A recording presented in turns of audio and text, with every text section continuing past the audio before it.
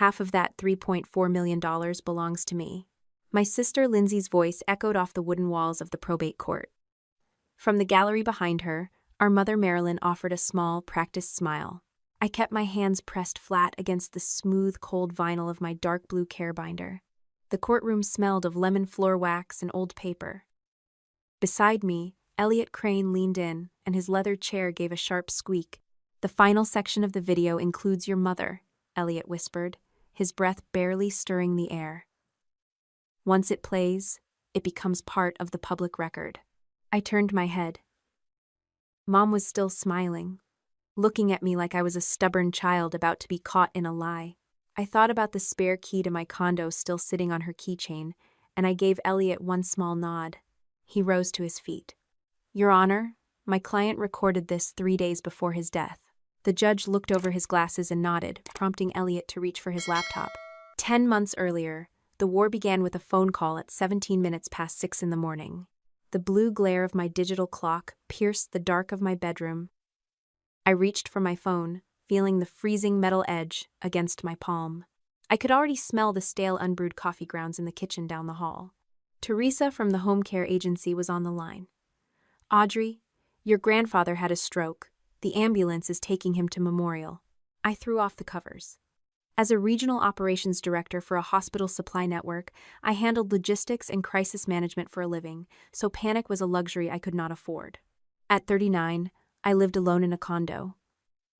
I bought myself, 4 years after a divorce, that left me with no shared assets and no desire to ever merge my life with someone else's chaos again. I drove to the hospital, and by the time Lindsay arrived an hour late, her mascara was perfectly applied.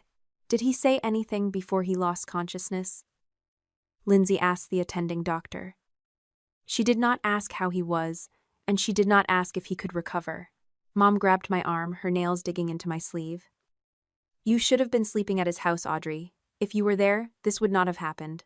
I pulled my arm away. He approved the night caregiver schedule, and the agency followed protocol. "I am not having this conversation in a hallway. Grandpa Arthur died that afternoon." The doctors explained the brain damage was irreversible, and the machines keeping him alive were turned off. I stood by the bed, listening to the steady hum of the equipment fade into absolute silence. My throat felt tight, but I kept my own breathing even. Lindsay immediately pulled out her phone. She positioned herself behind me, took a picture of my hand resting on Grandpa's shoulder, and sent it to the extended family group chat with a long caption about our devastating loss. The monitor flatlined, and she was already checking her notifications. She had to be the center of the grief. "You need to handle the funeral arrangements," Mom told me on the walk to the parking lot. "You are always so good at the cold things." "I will coordinate the logistics," I said. "But every invoice goes directly to Nora Sloan as the fiduciary. I am not putting a funeral on my personal credit card." Mom scoffed, wrapping her coat tighter against the March wind. "Your grandfather just died, and you are worried about billing." I did not argue. I just got in my car and sent the email to Nora. 2 weeks later, we sat in Dana Whitlock's law office. The room smelled of expensive leather and brewed espresso. Dana opened the thick manila folder containing the final will, the crisp paper rustling in the heavy quiet. Grandpa had signed it 6 months before his death. Nora was confirmed as the personal representative of the estate. Then Dana read the distribution. I was to receive the residue of the estate, after taxes and probate costs. It came to roughly $3.4 million. Lindsay was to receive a fixed sum of $50,000. Mom would receive nothing additional, as the document noted the house transfer and the extensive financial support Grandpa had provided her over his lifetime. The room went completely silent. I stared at the polished mahogany table. I had never asked for this, and I did not even know the appointment had taken place. My first instinct was entirely procedural. "Did he book the appointment himself?" I asked Dana. "Did he meet with you alone?" Lindsay shot out of her chair. "The old will split everything down the middle. You forced him into this." "Lindsay, please sit down," Dana said. "No," Lindsay snapped, her voice shrill. "She was in his house every week. She made him do this." We walked out into the bright afternoon sunlight of the parking lot, where Lindsay stepped in front of my car door. You are going to sign an agreement right now, Lindsay said. We split it into equal halves, just like he originally wanted. Mom stepped up beside her. Do the right thing, Audrey. Give her half. It is the only way to keep this family together. I looked at the two of them, realizing they truly believed my compliance was the only glue holding us intact. I am not signing anything in a parking lot, I said. Any proposals need to go through your attorney to mine. Do not use his name to pressure me. Lindsay stepped closer. If you do not fix this, I will prove you isolated him. I will tell the court you controlled his medication so he would be confused enough to sign. I froze. Controlled his medication. It was a very specific phrase, especially since no one had ever discussed his prescriptions outside of his medical team. I unlocked my car, got in, and drove away without another word. A month passed. The process server found me at my condo on a Tuesday evening, handing over a heavy envelope. I took the thick stack of papers, locked the door, and carried them to my kitchen island. They hit the marble counter with a solid thud. I placed the complaint down next to my dark blue care binder, and I took a picture of the envelope to document the exact time of service. My corporate training kicked in, turning fear into a checklist. The filing sought to invalidate the final will. The accusations were neatly typed out. Undue influence. Isolation. Medication control. Concealment of visitors. Attached at the back was a sworn declaration signed by my mother. I read the second paragraph twice. It stated that she repeatedly begged to see her father and was refused. My chest felt heavy, but my hands were completely steady. I did not call her. Instead, I opened my phone settings and revoked her access code to my smart lock, hearing the distant click of the deadbolt securing itself. Then I initiated a full backup of my messages to the cloud server. I opened my care binder to the tab for the previous October. I found the specific date Mom claimed I had barred her from the house, and I pulled up my text history. There it was. A message from her on that exact morning. I am not driving that far for 1 hour. I placed the phone beside the binder and called Elliot Crane. He answered on the second ring. I have the complaint, I told him. Take a breath, Audrey, Elliot said. We knew they were angry. They are not just angry, I said, staring at the printed lies and the digital truth resting side by side on my counter. They did not forget what happened. They rewrote it. I stood at the kitchen island in my condo, staring at a hospital supply shortage report on my laptop screen. The apartment smelled lightly of cedar and eucalyptus. It was March 2023, exactly 2 years before my grandfather died. At the time, my biggest crisis was a missing shipment of surgical masks for 3 regional medical centers.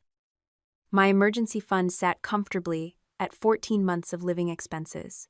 4 years had passed since my divorce was finalized, and my 2-bedroom apartment was quiet, orderly, and entirely mine. The peace broke when my phone vibrated against the marble counter. Mom's name flashed on the caller identification. He fell, Mom said the moment I answered. Your grandfather collapsed in the kitchen. The neighbor called the paramedics. I closed the laptop, grabbed my car keys, and headed for the door. You need to take a leave of absence, Mom continued, her voice rising in pitch. Pause your career for a while. Move into his guest room. I will be at the hospital in 20 minutes, I told her, and I ended the call. The emergency room smelled of bleach and sterile packaging. I walked past the nurse's station and found Arthur sitting up in a hospital bed, looking annoyed rather than frail. A pale blue blanket was draped over his legs. I did not ask Mom what we should do. I pulled a chair up next to his bed, looked him directly in the eye, and asked what he actually wanted. He wanted to go back to his own house, and he absolutely refused to look at the glossy assisted living brochures the hospital social worker had handed him. The next afternoon, I sat at his polished oak dining table with a yellow legal pad. I mapped out a home care agency schedule, a medical alert system, and a transportation rotation for his weekly doctor visits. That morning, I had already negotiated a 3-day remote work hybrid schedule with my corporate office. I blocked out 2 nights a week for my own life, leaving the weekends open for the agency nurses. My sister dropped by just as I finished organizing the agency contracts into a neat stack. Lindsay picked up the printed schedule, her manicured fingernail tracing the blocked hours. "If you really loved him, you would not need to count your hours," my sister said, dropping the paper back onto the table. I kept my tone perfectly level. A plan is how I make sure love does not become an emergency every day. A week later, Dana Whitlock and Nora Sloan sat on the floral couches in the living room to discuss his changing needs. Nora managed his investments, but Arthur wanted someone in the family to hold financial power of attorney. He looked across the coffee table at me. "I trust you the most, Audrey," he said. I shook my head. "No. I am coordinating the daily care. I do not want to be the person managing the medical schedules and the person signing the checks. It creates a conflict." I agreed to be his emergency medical contact, with strictly limited authority over healthcare decisions only. I drafted an email confirming my refusal of financial control and copied everyone in the family. Lindsay replied privately to mock me for playing the moral superior. Yet, less than an hour later, she called Nora to ask who exactly had authorization to view the monthly bank statements. The dark blue care binder did not start as a defense strategy. It started because of a Tuesday morning cardiologist appointment. 3 weeks prior, I had sent the calendar invitation to the family group text. Mom accepted immediately. The morning of the appointment, my phone buzzed with a text from her.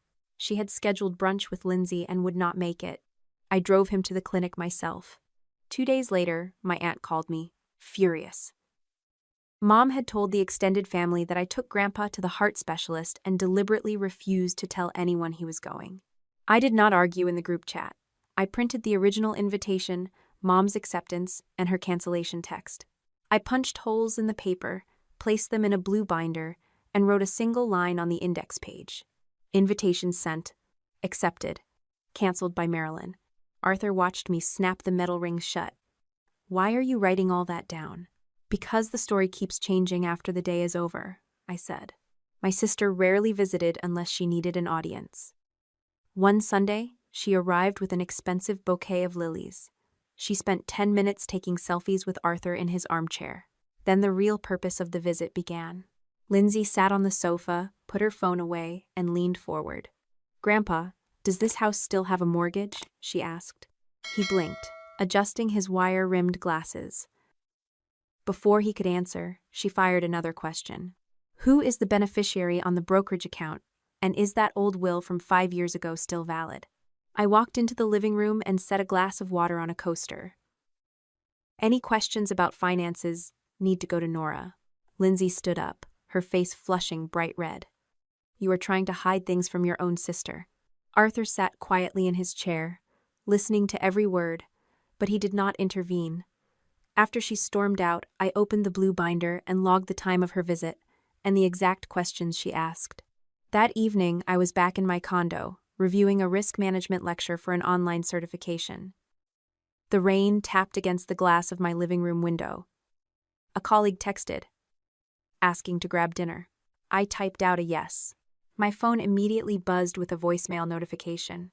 Mom's voice filled the quiet apartment. She demanded I call Lindsay and apologize for being so hostile about family matters. I did not call back. I finished my chapter, sent my colleague a confirmation for dinner, and typed a single text to Mom. I will discuss his medical care. I will not discuss Lindsay's access to his accounts. I put the phone face down on the desk and went to grab my coat. I did not see the text Lindsay sent to Mom a few minutes later. It was a photograph of a green folder sitting on Arthur's desk, labeled estate planning. "Do you know whether the old will can be replaced without us?" Lindsay had written beneath the image. The dynamic between my mother and my sister required constant funding. We sat in a crowded Italian restaurant celebrating Mom's 65th birthday. The waiter cleared our plates and set a leather checkbook in the center of the table.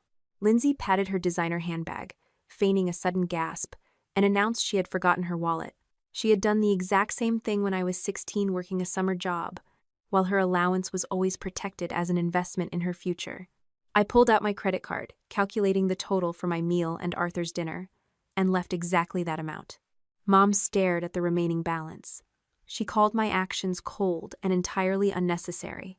"I am your daughter," I told her, keeping my voice quiet enough not to carry to the next table, not the family credit line. That boundary lasted exactly 1 week. Lindsay showed up at my condo with a glossy business plan. She needed $120,000 to secure a commercial lease for her boutique real estate brokerage. Since she had never been married and had no financial partner, she wanted Arthur to provide the loan, but she needed me to co-sign the paperwork to convince him. I read through the printed pages. The cash flow assumptions relied on selling luxury properties in a stagnant market. I placed the folder back in her hands. I refused to sign my name to a fantasy. Lindsay snatched the paper, her voice echoing in my hallway as she accused me of wanting her to fail. The retaliation arrived the next evening. The brass lock on my front door clicked, and my mother let herself in using the physical spare key I had given her years ago. She stood in my kitchen, gesturing to my furniture, and argued that a single woman with no children to feed had a moral obligation to help her own blood.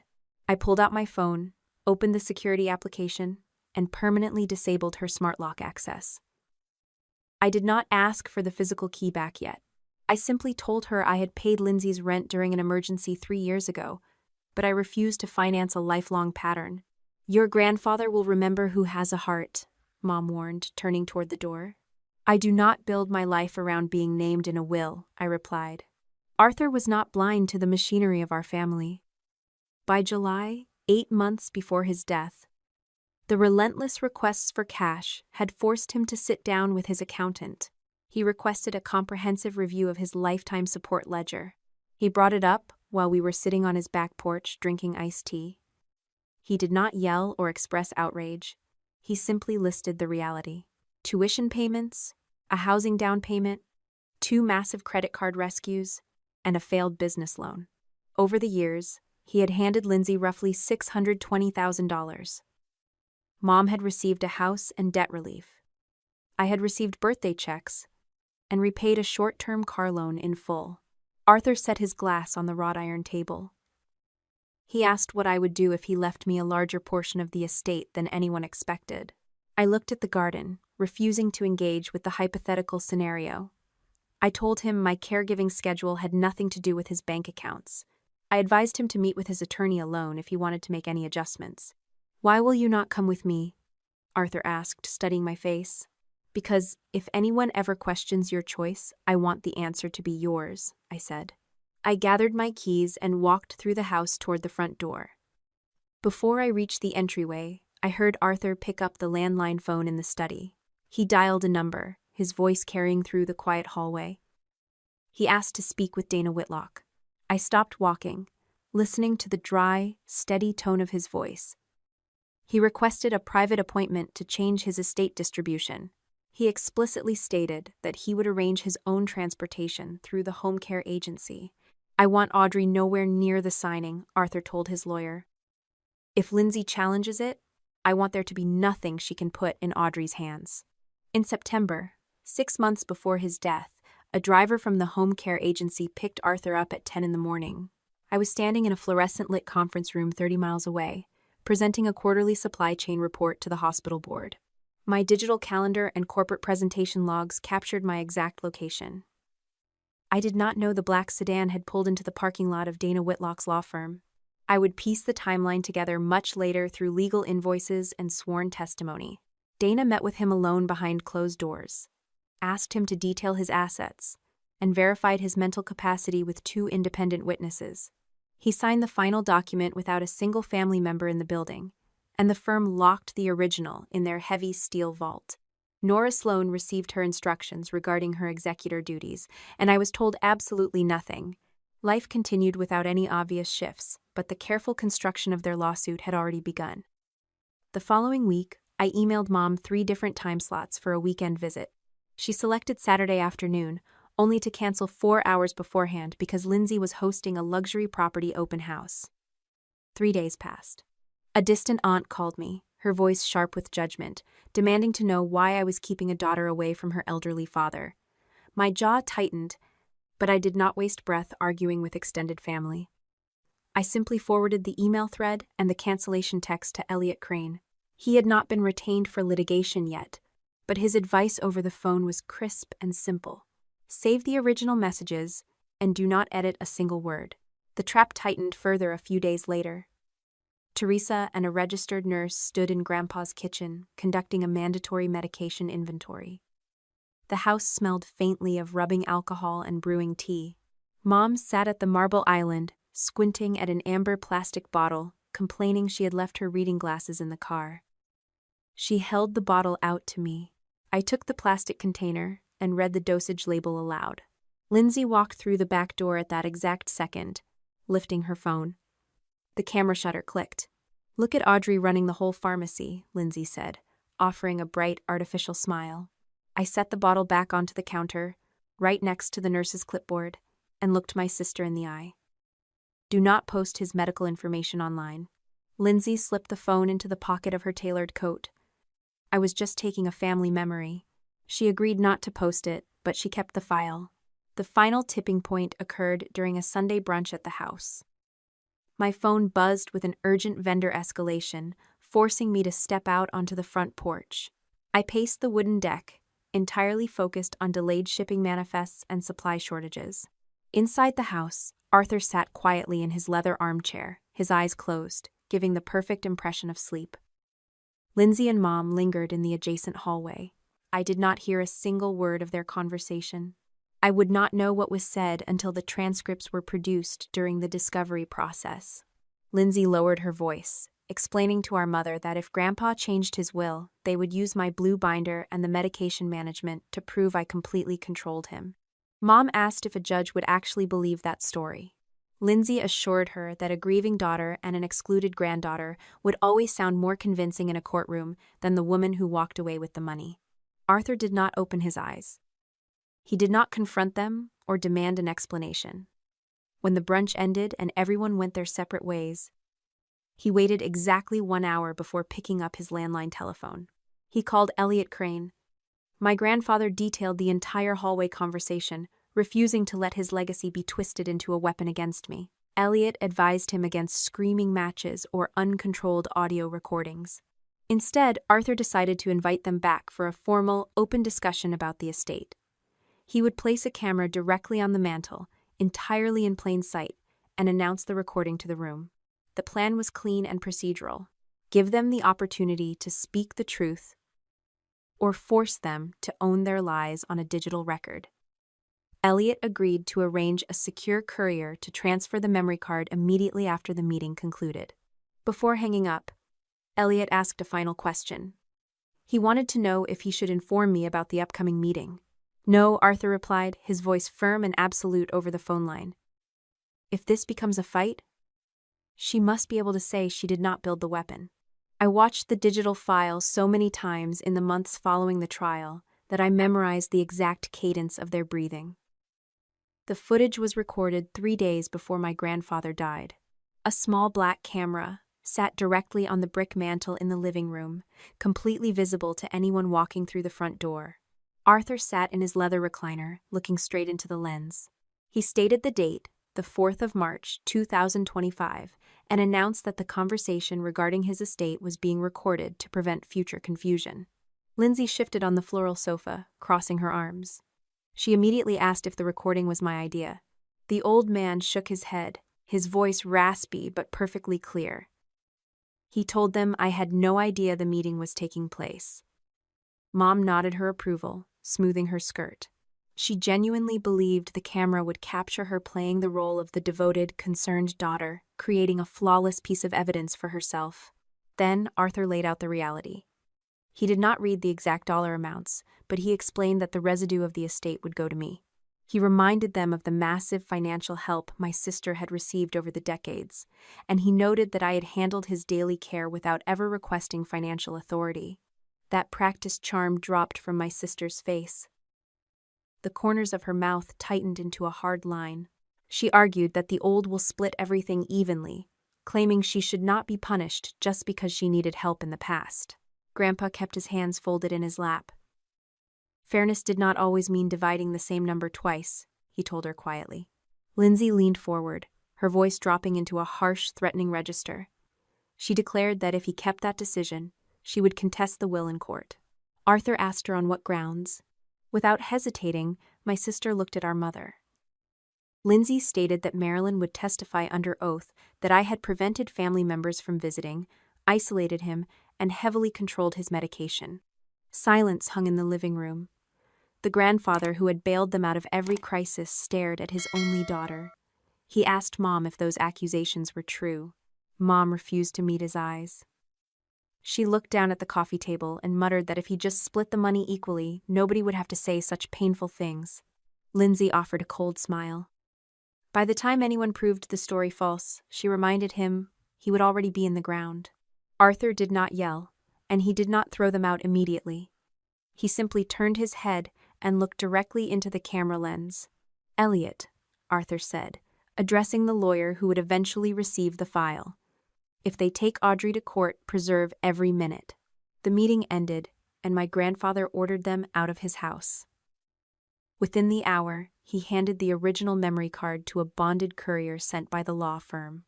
A digital custodian at Elliot's office created a secure, unalterable copy, logging the exact metadata and preserving the chain of custody. While that transfer secured my future, I sat entirely oblivious in my condo.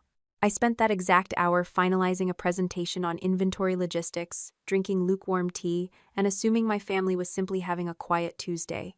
3 days later, the stroke hit. After the hospital room went silent and the machines were turned off, the machinery of grief took over. We buried him on a cold, overcast Thursday. The cemetery grass sank beneath my black heels as I stood near the polished casket. Relatives murmured their condolences, repeatedly praising my sister for the beautiful photos she had posted online during his final months. Lindsay stepped close to my side, the scent of her expensive floral perfume masking the smell of damp earth. She kept her voice low, meant only for my ears. "Whatever he signed, I can undo," Lindsay whispered. I did not flinch, and I did not offer a threat in return. Instead, I memorized the exact timestamp of her words and the names of the cousins standing 3 feet away. Elliot Crane watched us from the edge of the burial plot. He stood, with his hands buried in the pockets of his dark wool coat. He knew the video existed, securely locked in his firm's digital vault, but he had not mentioned a single word of it to me yet. When the crowd began walking back toward the parked cars, Elliot motioned for me to step into the quiet shade of a large oak tree. The wind rustled the dry branches above us. "Your grandfather left a recording," Elliot told me, his tone strictly professional. "Before you ask?" "No.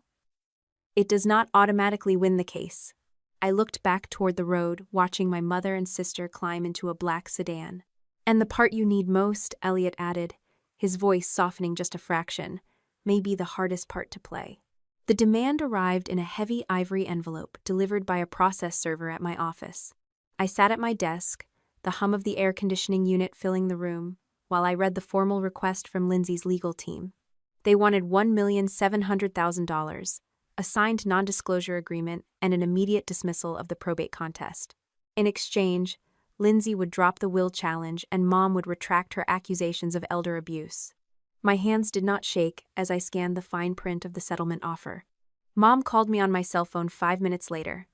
She sobbed, telling me that this was the only way to save our family from the public ruin of a trial. I gripped the phone, staring at the gray skyline visible through my office window. "If the accusations are actually true, Mom," I said, keeping my tone flat and even, "why are you willing to drop them for money?" She stammered for a moment, switching gears to talk about how exhausted she felt. I interrupted her. "A family does not charge $1,700,000 to withdraw a lie," I told her, and I ended the call. The following week, I moved my operations into a legal war room at Elliot Crane's office. I spent 12 hours a day sitting at a conference table that smelled of wax and stale coffee, surrounded by cardboard boxes filled with my life. I didn't edit the file names or try to curate the evidence into a perfect story. I simply kept the originals exactly as they were. I created an index with dates, Lindsay's specific legal claims, the corresponding records, and the independent third parties who could verify every single detail. Elliot watched me work, noting that the care binder wasn't an absolute proof of victory in itself. It was, however, the map that allowed us to identify exactly which custodians needed to be subpoenaed. My career in logistics proved useful again. I viewed the documents as a series of complex supply chain nodes. Every node needed validation. I didn't allow myself to panic over the gaps in their logic. I just closed the gaps one by one. Nora Sloan, as the personal representative for the estate, handled the administrative decisions, while Dana Whitlock prepared the witness statements regarding the final will execution. I provided my personal records to the council but refused to dictate how the estate's lawyers handled the witnesses. My restraint was deliberate. If I were the one commanding the entire process, I knew a judge would eventually look at me and see a beneficiary trying to buy a verdict. I stayed inside the lines. Elliot explained the situation regarding the video during our lunch break. The court had received the evidence during discovery, but my sister's attorneys had filed an aggressive motion to block the final section of the recording. They claimed it was unfairly prejudicial, merely a family argument, and entirely irrelevant if the court already had the medical records.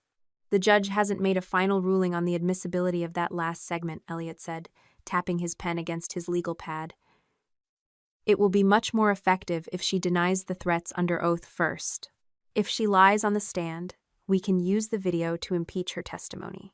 I didn't ask Elliot to brainstorm ways to trap my sister. I simply told him we would follow the court's rules and not leak a single frame to the press. That evening, the brass key clicked in the lock of my condo before I could reach the door. Mom stepped into the living room, clutching her purse.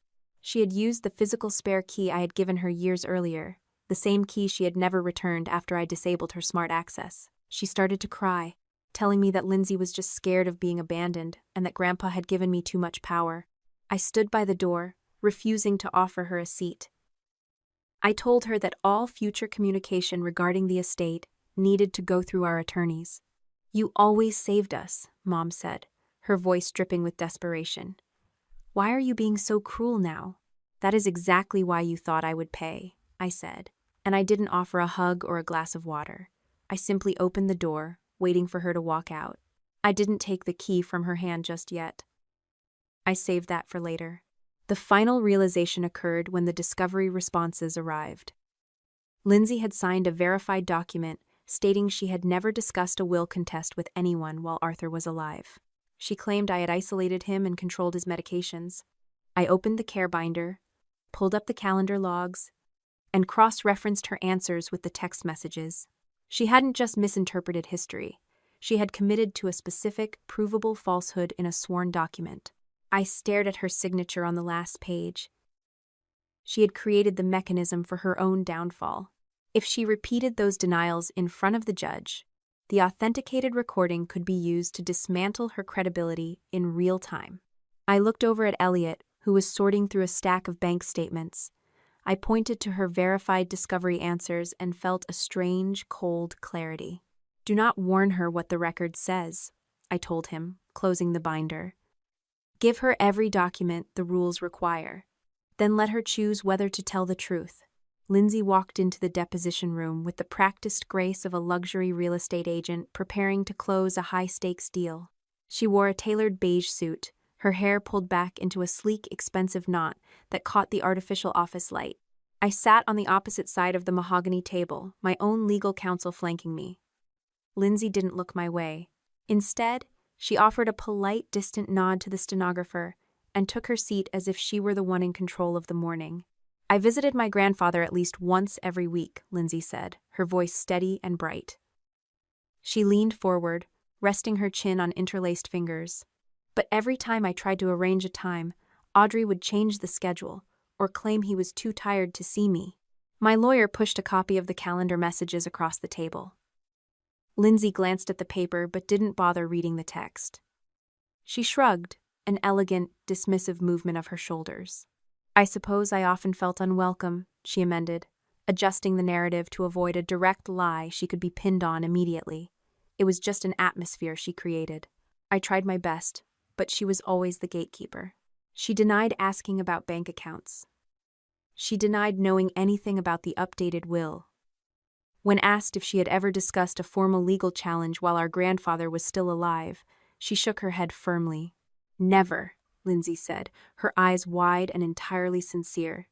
"I didn't even know he had changed his estate plan until after he died. Audrey kept that a secret until the very end." I wrote each of her answers down on a notepad, my handwriting deliberate and slow. Every denial was a recorded fact now, locked into the transcript. There was no shouting, no dramatic outburst from the attorneys. Just the rhythmic clicking of the stenographer's machine, documenting a version of reality that was becoming more fragile by the second. Mom followed Lindsay later that afternoon, adopting the role of the frail, grieving daughter who had been pushed to the periphery of her own father's life. She dabbed at her eyes with a lace handkerchief, telling the attorney that I had never permitted her a single moment alone with him. And yet, my lawyer said, sliding a thick folder toward her, the visitor logs from the home care agency show you were present in the house on 27 separate occasions when Audrey was physically absent. Mom stared at the pages, her lips thinning. Those logs don't capture the atmosphere of the house. They don't reflect the coldness I felt every time I tried to reach him. Did you ever decline a visit when offered? The attorney asked. Only once or twice. Due to scheduling conflicts, Mom said, clutching the handkerchief. But Audrey made it seem like I was neglecting him. The transcript remained cold and objective, preserving her words for the judge. I watched the session with a detached, analytical interest, noticing the exact moment she chose to pivot from a clear fact to a vague feeling of coldness. It was a strategy built to fail, but she lacked the distance to see it. Teresa from the home care agency arrived the following morning with the requested records. She handed over the logs, the medication inventory sheets, and the caregiver schedules. Nora Sloan followed, presenting the fiduciary reports that verified I had never possessed signatory authority over a single cent of Grandpa's accounts. Every bank statement matched the fiduciary report.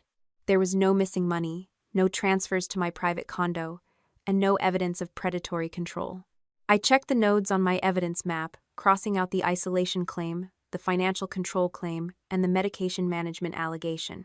The map was turning into a series of cleared obstacles, yet I remained still, waiting for the final piece to fall. My phone chimed in the lobby of the law firm.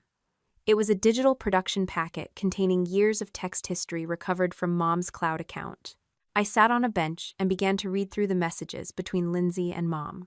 "We only need you to say Audrey stopped you from seeing him," Lindsay had texted to Mom 2 weeks after the funeral. "She has records," Mom had responded. "Records do not matter if you sound like a grieving daughter," Lindsay had replied, followed by a laughing emoji. There was a message from the week after the funeral, warning Mom not to mention the Tuesday visits that contradicted their story. I leaned my head against the cold glass of the lobby window. The betrayal wasn't a sharp, sudden blow anymore. It had become a persistent, dull ache. Mom hadn't been tricked into this path. She had consciously chosen to participate because she preferred a fantasy where she was the victim. The pressure from their side didn't stop at the courtroom doors. An anonymous complaint reached my employer, alleging that I had utilized my logistics credentials to manipulate an elderly man's household. My manager, a man who had known me for 7 years, called me into his office. I didn't hide the probate suit.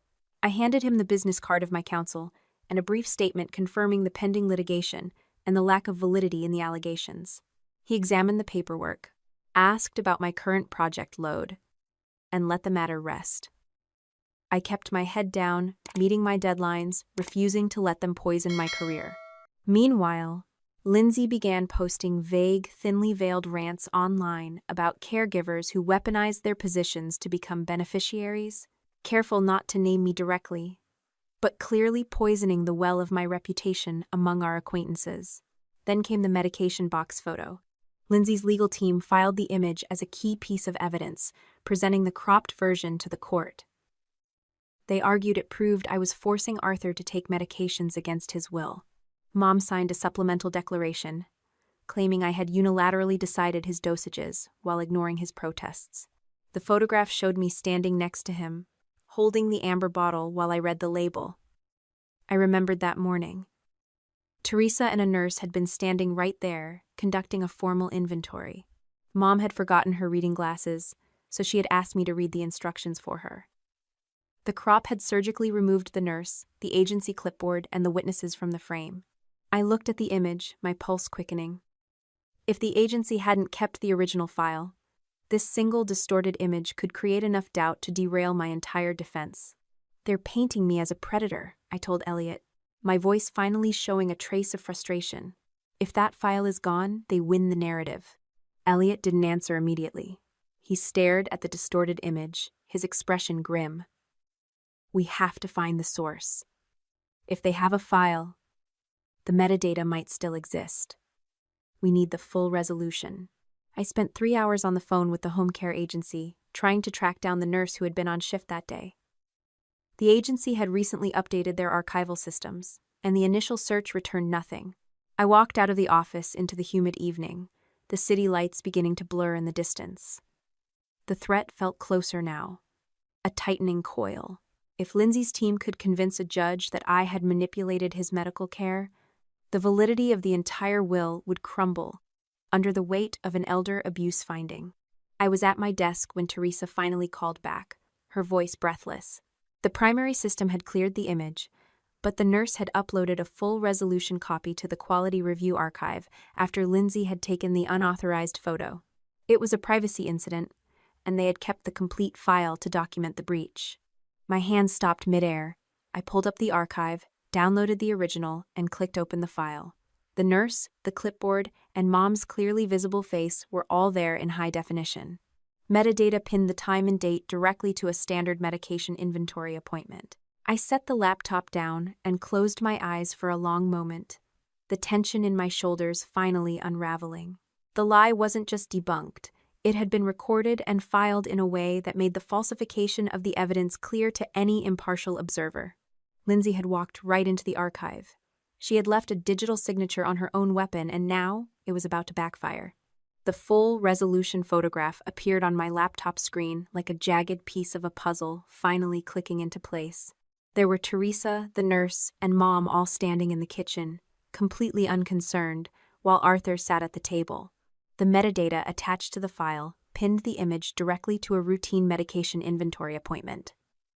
It wasn't the scene of a crime or a secret administration of drugs. It was just a Tuesday.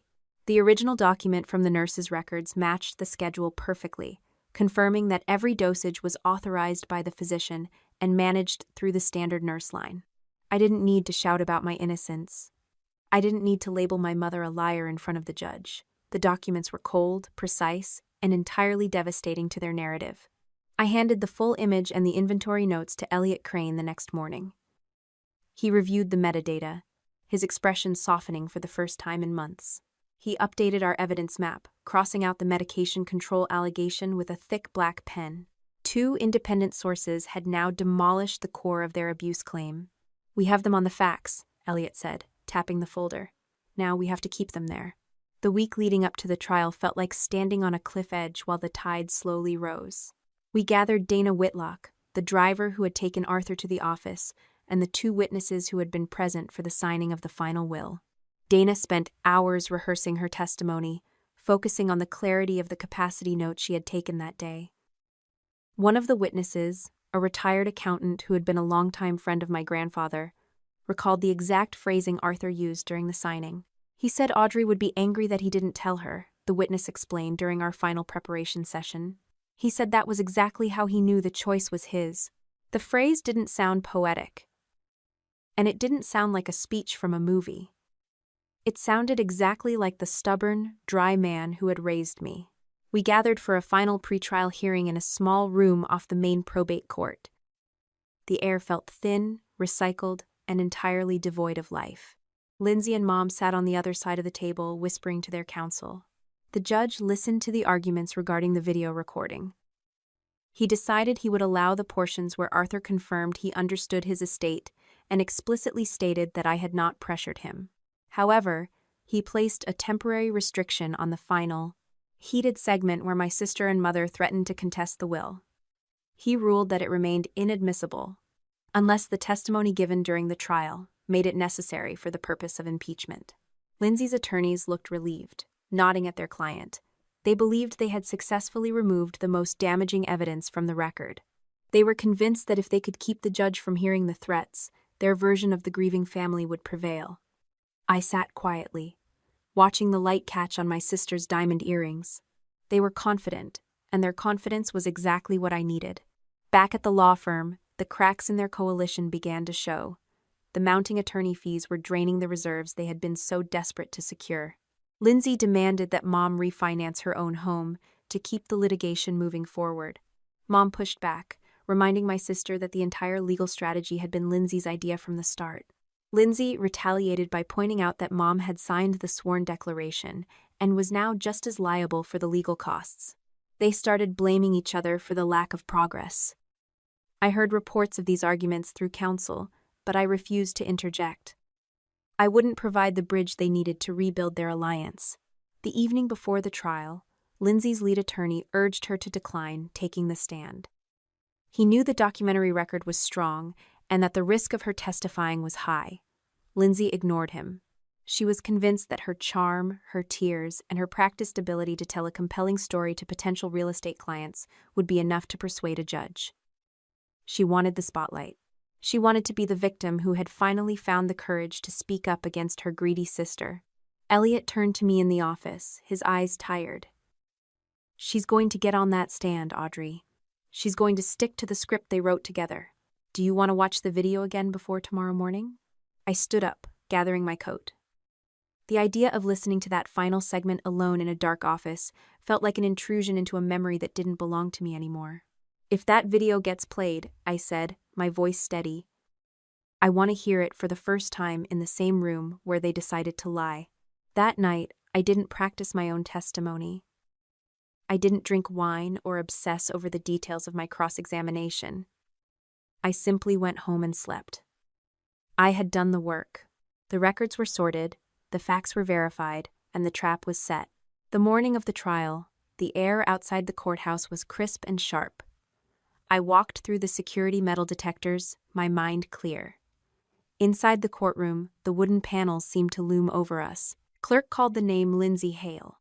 My sister rose from her chair, adjusted her blazer, and walked toward the witness box with the same composed walk she used for her luxury property tours. She placed her hand on the Bible, took the oath, and stepped up to the stand. She scanned the gallery, her gaze finally locking onto mine for the first time in months. Her eyes were hard, focused, and utterly devoid of doubt. "I was the granddaughter he shut out," she said to the judge, her voice trembling just enough to be effective.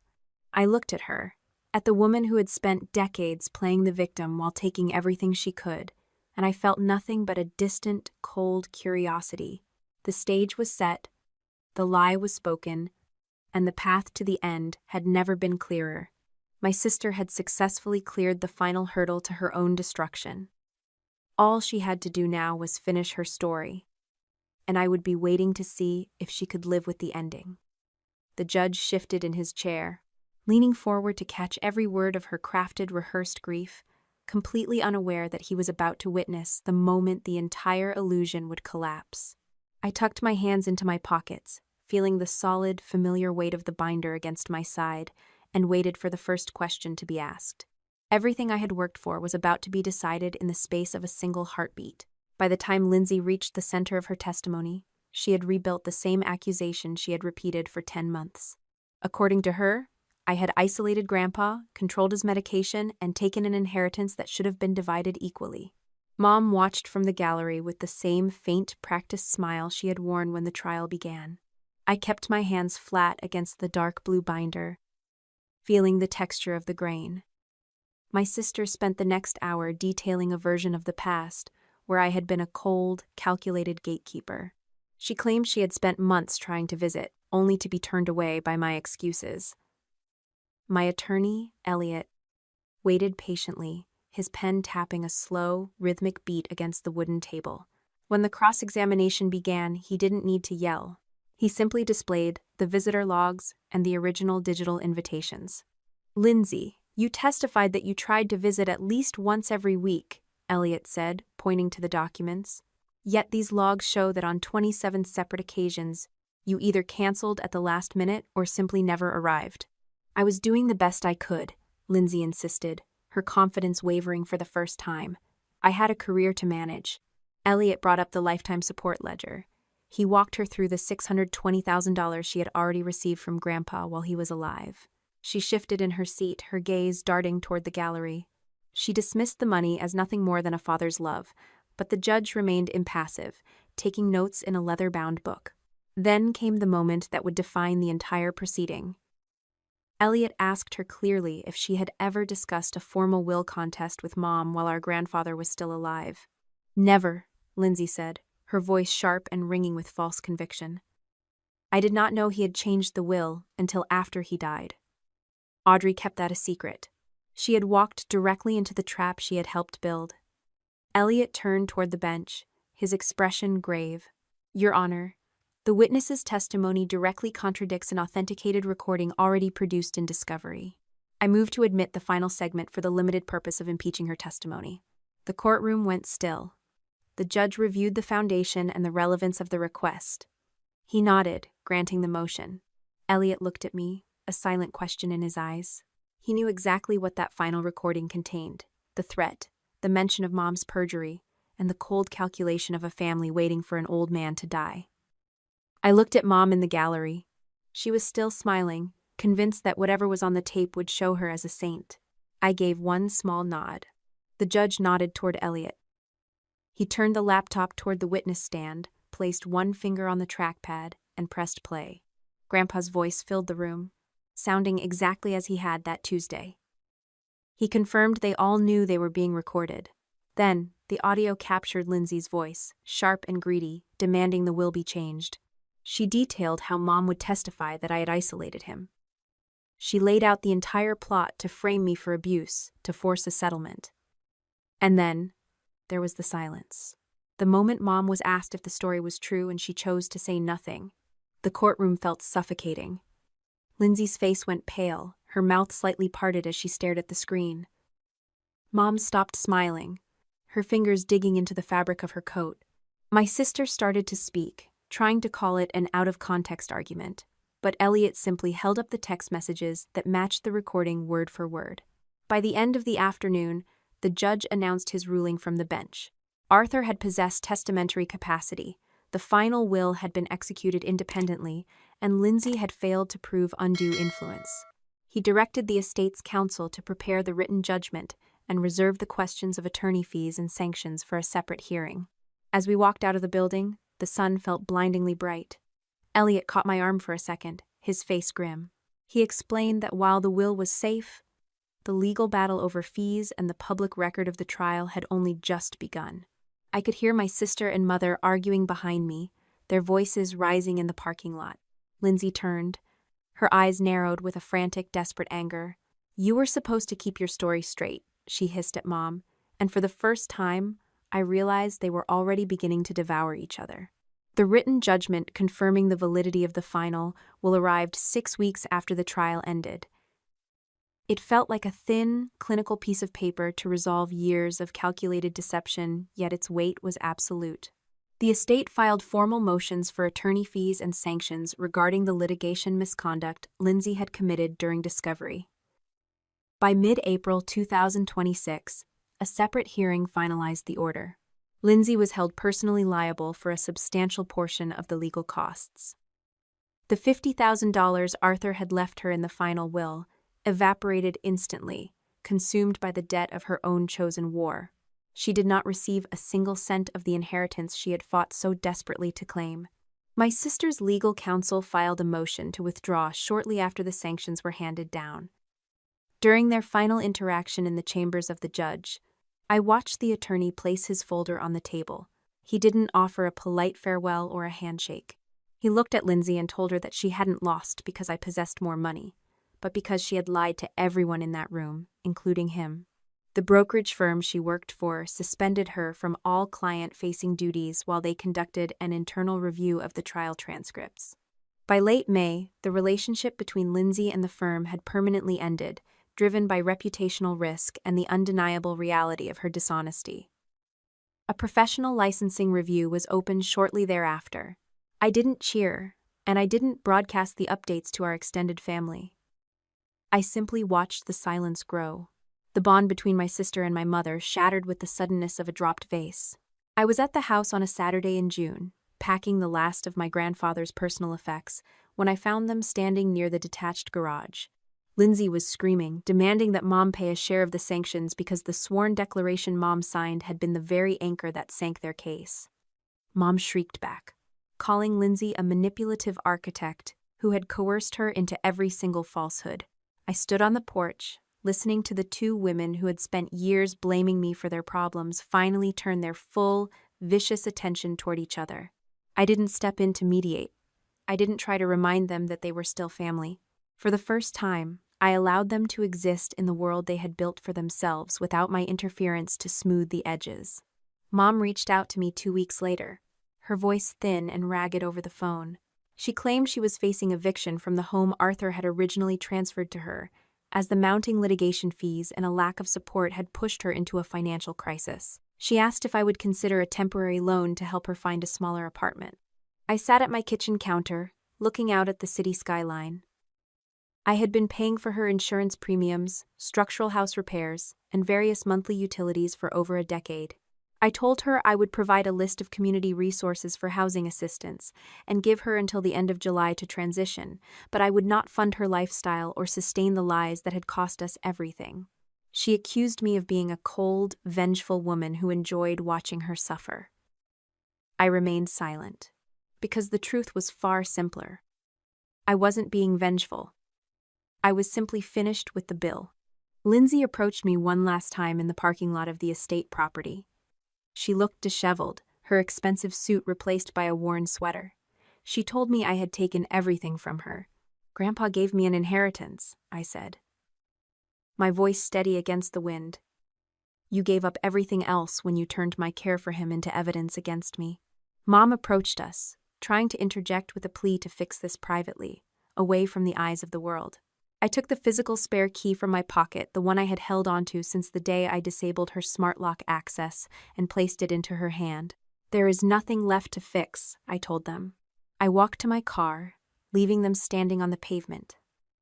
Behind me, the sound of their arguing resumed immediately, a bitter, frantic chorus of accusations regarding who had caused the ruin. It is now July 18, 2026. My life has shifted in ways that still feel quiet and strange. I am still living in my condo, as I never felt the need to move into a mansion just because I could afford the mortgage. I accepted the promotion I had delayed while managing the trial, and I used a portion of the inheritance to seed a small foundation that supports respite care for families struggling to manage their own elder care logistics. I keep the work transparent, managed by a community partner, ensuring the funds are used for relief rather than exploitation. Sometimes, I go back to the original digital file Arthur left for me. I watch the segment where he smiles, just for a moment, and tells the camera he always knew I didn't need his money to be the person who stayed by his side. It isn't a secret. It isn't a hidden key to a greater fortune. It is just the validation of a truth I had spent years demonstrating through every action, every log, and every boundary. For years, I thought strength meant keeping everyone together, sacrificing my own peace to maintain a fragile, artificial harmony. Arthur's last gift was teaching me that sometimes, strength is simply knowing who no longer gets a key. I walk to the door, secure the lock, and for the first time in my life, the house is truly mine. True strength is never found in how much you are willing to endure for the sake of appearances, but in the clarity of knowing when to set a boundary. You may have spent years believing that keeping the peace means absorbing the toxicity of those who claim to love you, but you must remember that loyalty without integrity is just a form of self-betrayal. When you consistently rescue others from the natural consequences of their choices, you are not being a supportive family member. You are actively funding the very patterns that keep you small. Realize that your worth was never tied to your ability to fix broken people, and that walking away from a lie is not an act of cruelty, but an act of liberation. You have the right to curate the people who hold a key to your life, and you are never obligated to set yourself on fire just to keep others warm. Have you ever stayed in a situation out of guilt, only to realize that leaving was the only way to find your own voice again?